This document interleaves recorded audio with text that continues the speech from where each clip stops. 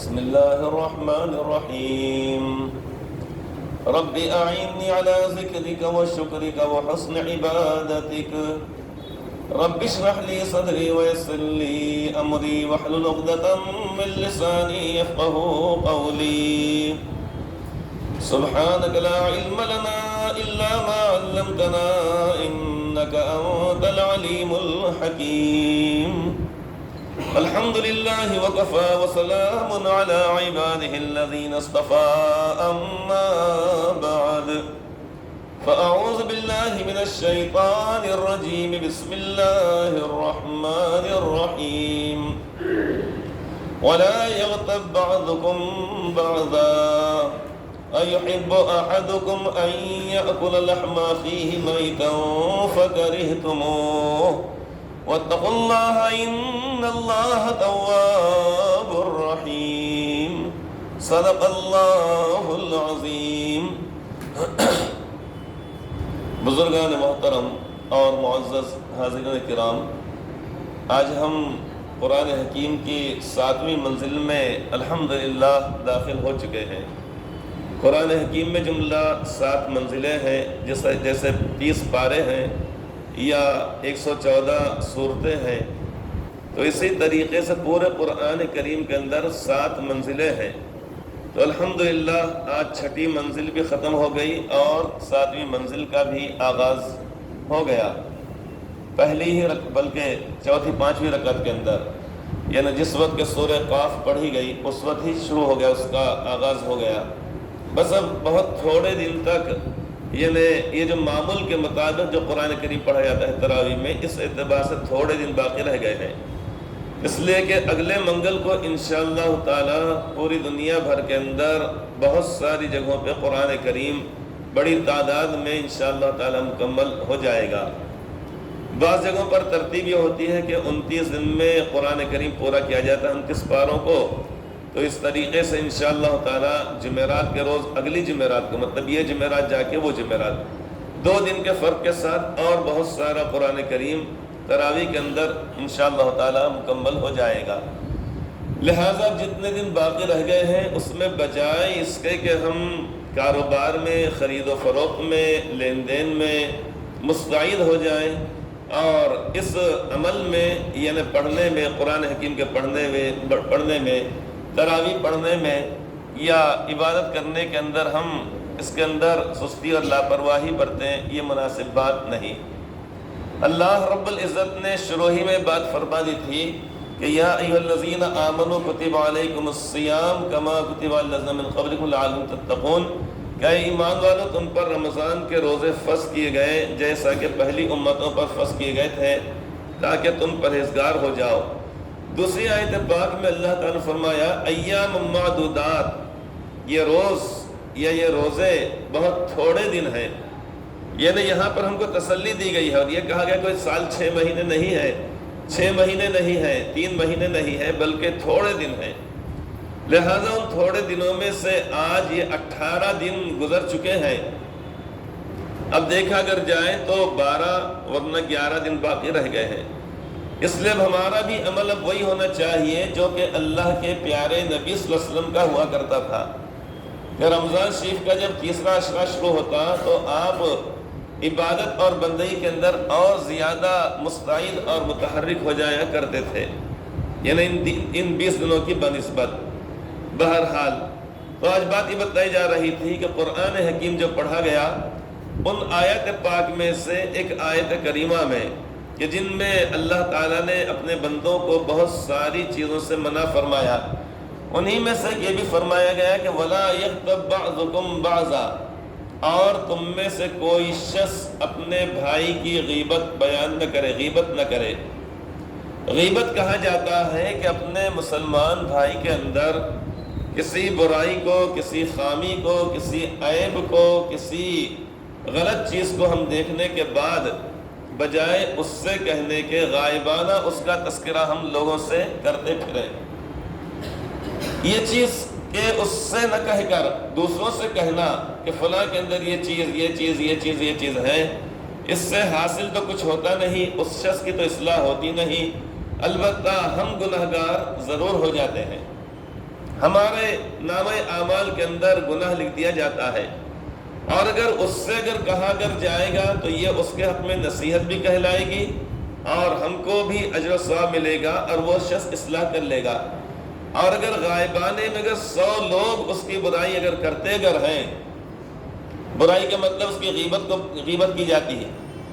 اور کسی اور سے ذکر کرتے ارے فلاں کو پہچانتے تم، فلاں کے بارے میں تم معلوم کیا، فلاں کے بارے میں تم نے سنے کیا، فلاں نے ایسا کیا ایسا کیا ایسا کیا ایسا کیا۔ اب اگر 100 لوگوں نے فرض کیجیے اگر اس کے بارے میں بات کہی اور اس شخص کو پتہ نہیں کہ میرے بارے میں لوگ کیا کہہ رہے ہیں، تو ہوگا یہ کہ اس کی اصلاح تو ہوگی نہیں، البتہ 100 لوگوں کے نیکیاں اس کے نامہ اعمال میں چلے جائیں گے۔ تو فائدے میں کون رہا؟ وہی شخص رہا کہ جس کی غیبت کی گئی، اور نقصان میں کون رہا؟ وہ شخص رہا جس نے غیبت کیا۔ اس کے برعکس اگر یہ سوچ کر کہ المؤمن مرآت المؤمن، کہ مومن کا آئینہ ہے، اس سے ازراہ خیر خواہی ازراہ نصیحت اکیلے میں اگر ہم یہ کہتے ہیں کہ دیکھو بھائی آپ کے اندر یہ چیز پائی جاتی ہے،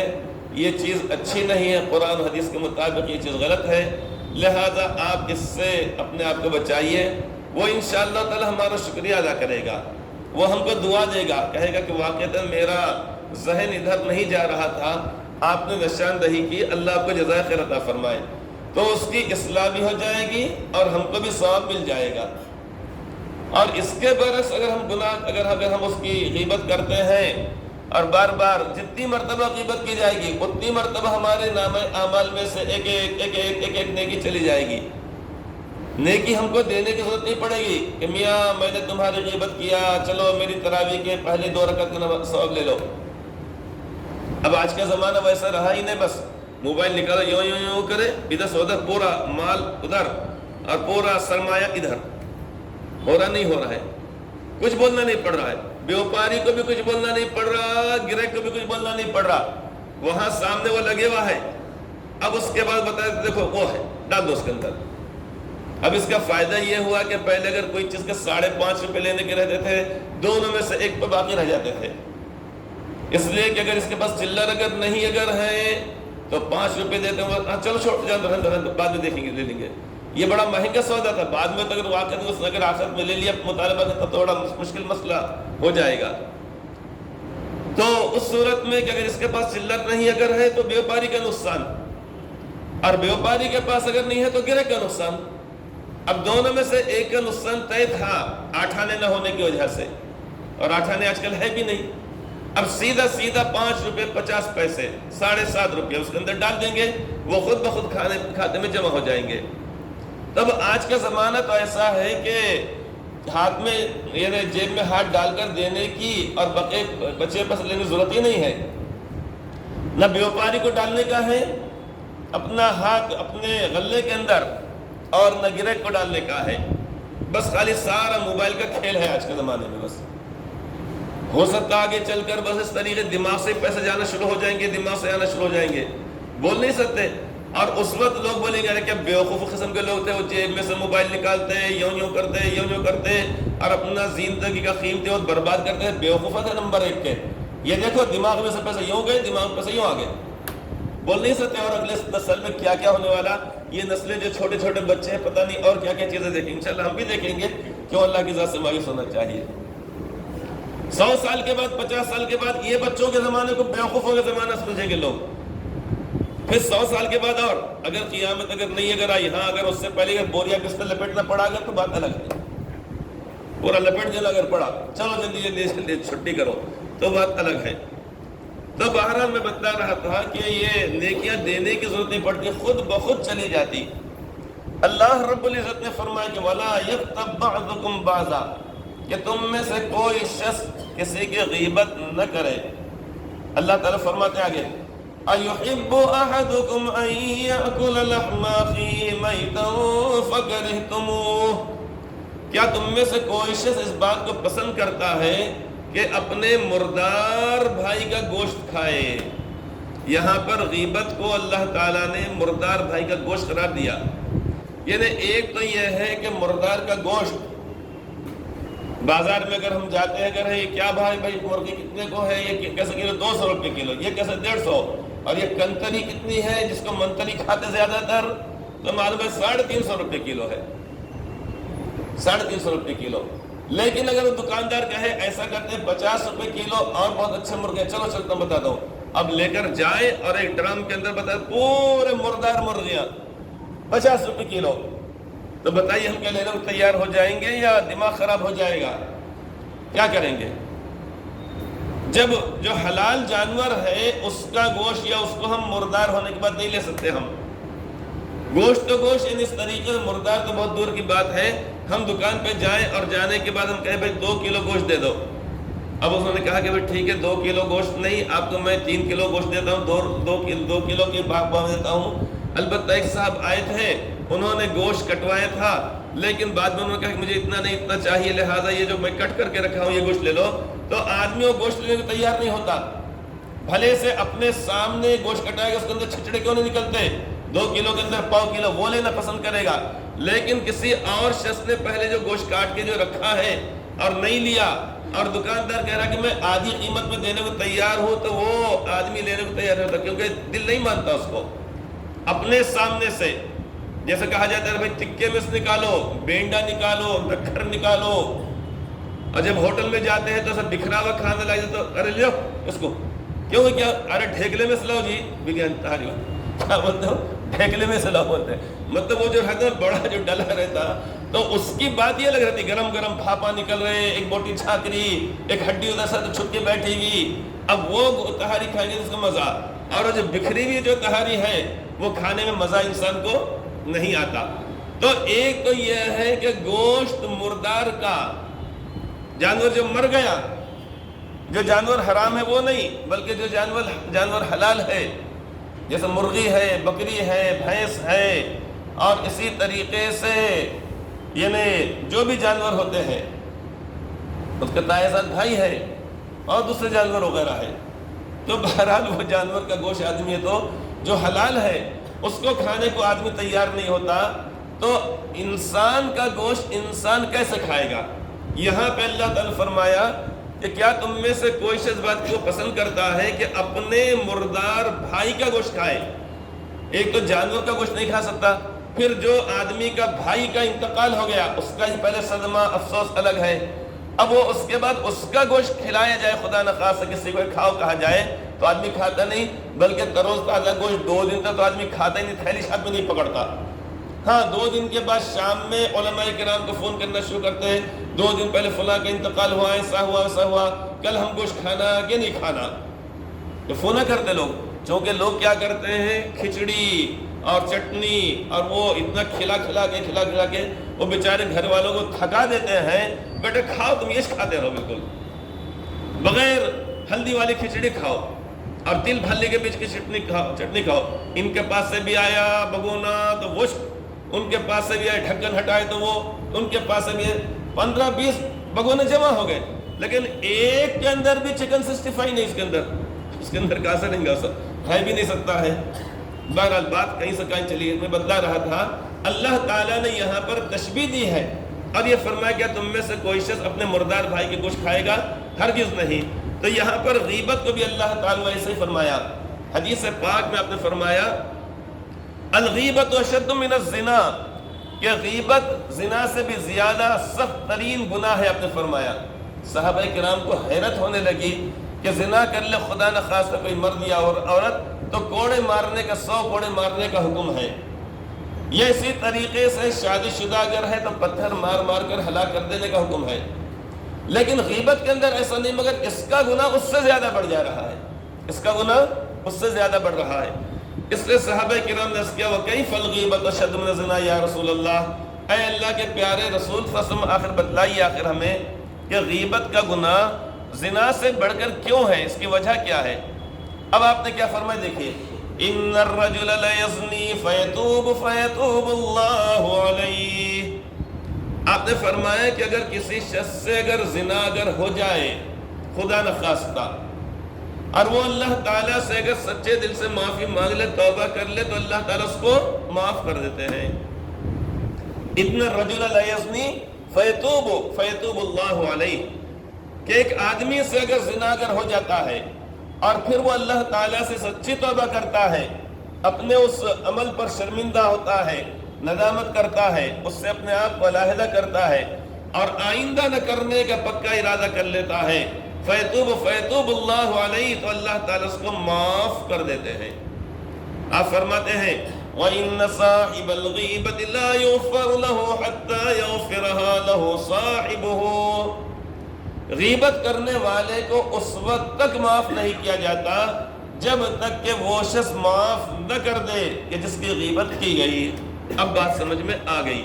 دونوں میں فرق کیا ہے۔ خدا نخواستہ زنا اگر ہو جائے تو اس کا معاملہ براہ راست اللہ رب العزت سے ہے، اللہ تعالیٰ معاف فرما دیتے ہیں۔ لیکن اگر کسی شخص نے اپنے مسلمان بھائی کی غیبت کیا،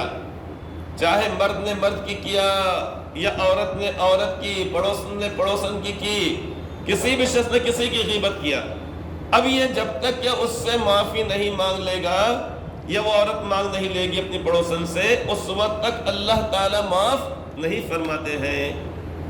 یہ بات اپنے شاید فرمائی، اس کو مثال یہ سمجھیے، یہ ایک آدمی ہے، اس سے خدا نخواستہ برائی کا ارتکاب اگر ہو گیا، اب اللہ تعالیٰ سے براہ راست اس کا تعلق ہے، اور وہ کرے گا یا اللہ مجھ سے زنا ہو گیا، مجھ سے گناہ ہو گیا، مجھ سے حرام کر گیا، اللہ معاف فرما دیجئے، اللہ تعالیٰ معاف فرما دیں گے۔ ہو گئی بات، سمجھ میں آ گئی بات؟ یہ آدمی اگر اس آدمی کی غیبت کرے، اگر یہ پلر بڑے کام آتے، بقرعید میں بھی کام آتے، رمضان میں بھی کام آتے، زکوٰۃ میں بھی کام آتے، میراث کے مسائل میں بھی کام آتے اور غیبت میں بھی کام آتے۔ کام آنے کا مطلب مثال میں کام آتے۔ جو پلر ہے نا بڑے شاندار ہیں ہمارے، بہت کام آتے، کتنے بھی پلر ہو، 10 بھی اگر ہے، اگر کسی کے اگر 10 کی میراث اگر ہے، اس میں 8 بیٹے اور 2 بیٹے سمجھانے آتا، یہ آدمی ہے، یہ اس کی بیوی ہے، اس کو شوق ہوا اور ایک بیوی کرا، شوق ہوا اور ایک بیوی کرا اور ایک بیوی کا، 4 بیویاں کر لیا اس نے، مر کے بھی چلا گیا۔ اب یہ چاروں کا میراث میں کتنا حصہ ہے؟ پھر ایک بڑی پلٹن چھوڑ کے گیا، وہ پلر وہ پلر وہ پلر وہ پلر وہ پلر وہ پلر، اب سب میں بیٹوں اور بیٹیوں میں تقسیم کرنے میں بہت آسان ہے، تو یہ پلر بڑے کام آتے ہیں۔ تو بہرحال اگر یہ پلر نے اگر خدا نہ خاصا اس سے گناہ اگر ہو گیا، فرض کیجئے تھوڑی دیر کے اس کو آدمی تصور کیجئے، اور اس نے اللہ تعالیٰ سے معافی مانگ لیا، یا اللہ میں آئندہ سے نہیں کروں گا، اللہ تعالیٰ اس کو معاف کر دیں گے۔ لیکن اگر اس نے اس شخص کی غیبت کیا، اس کی غیبت کیا، اب اللہ تعالیٰ اس وقت تک نہیں معاف کریں گے جب تک کہ یہ آدمی اس آدمی سے معافی نہیں مانگ لیتا، اور مانگنے کے بعد بھی یہ معاف نہیں کر دیتا۔ آئی بات سمجھ میں؟ اب اس کو کیا کرنا پڑے گا؟ بھائی میں نے آپ کی غیبت کیا تھا، اللہ کے واسطے تم مجھ کو معاف کر دو۔ اب وہ کہے گا اگر چلو بھائی کوئی بات نہیں، انسان ہے، غلط ہے، جاؤ میں نے معاف کر دیا، اب اللہ تعالیٰ معاف کریں گے۔ اور اگر اس نے شرماتے معافی نہیں مانگا، یہاں تک کہ یا تو اس کی موت ہو گئی یا اس کی موت ہو گئی، دونوں میں سے کسی ایک کی موت میں ہو گئی، اس نے معافی نہیں مانگا، لہٰذا اب یہ نے معافی مانگے بغیر چلے گیا، آخرت میدان حشر میں دینا پڑے گا نیکی، یا اس سے معافی نہیں مانگی گئی اور اس کا انتقال ہو گیا، اب کیا اس کے باپ سے معافی مانگے گی، کیا اوپر والے پلر سے، یا اس کے دادا سے مانگے گا اور اوپر والا پلر ہے؟ وہ کہیں گے میرے کیا معلوم ہے، تم نے جس کی غیبت کی تمہارا کام تھا، اس کے مرنے سے پہلے تم یہ معافی مانگتے، کہے کہ تم نے لڑتی میں ڈالی اتنے دن تک، آج معافی مانگوں گا، کل مانگوں گا، پرسوں مانگوں گا۔ ارے تمہارا کام یہ تھا کہ تم کو شرم آ رہی تھی تو دوسرے کے موبائل سے فون کرتے، یہ لال جو پہلے موبائل رکھے ہوئے رہتے تھے جگہ جگہ 1 روپے ڈال کے کرنے سے، اس سے بولتے ارے بھائی میں تو فلاں بتاتے نہیں، اپنا نام نہیں بتاتے، بس میں ایک یہیں پہ ناندیڑ کا رہنے والا ہوں، فلاں جگہ کا رہنے والا ہوں، تمہاری میں غیبت کر رہا، اللہ کے لیے تم معاف کر دو، وہ معاف کر دیتا، ہمارا چہرہ بھی اس کے سامنے نہیں جاتا۔ تو حدیث پاک میں فرمایا گیا ہے کہ جب تک کہ وہ شخص اس سے معافی نہ مانگ لے اور وہ اس کو معاف نہ کر دے، اس وقت تک اللہ تعالیٰ معاف نہیں کرتے ہیں۔ لہٰذا غیبت سے اپنے آپ کو بچانا چاہیے، بس یہی بات عرض کرنی تھی۔ اللہ تبارک و تعالیٰ ہم سب کو ہر قسم کی برائی سے محفوظ رکھے، آمین ثم آمین۔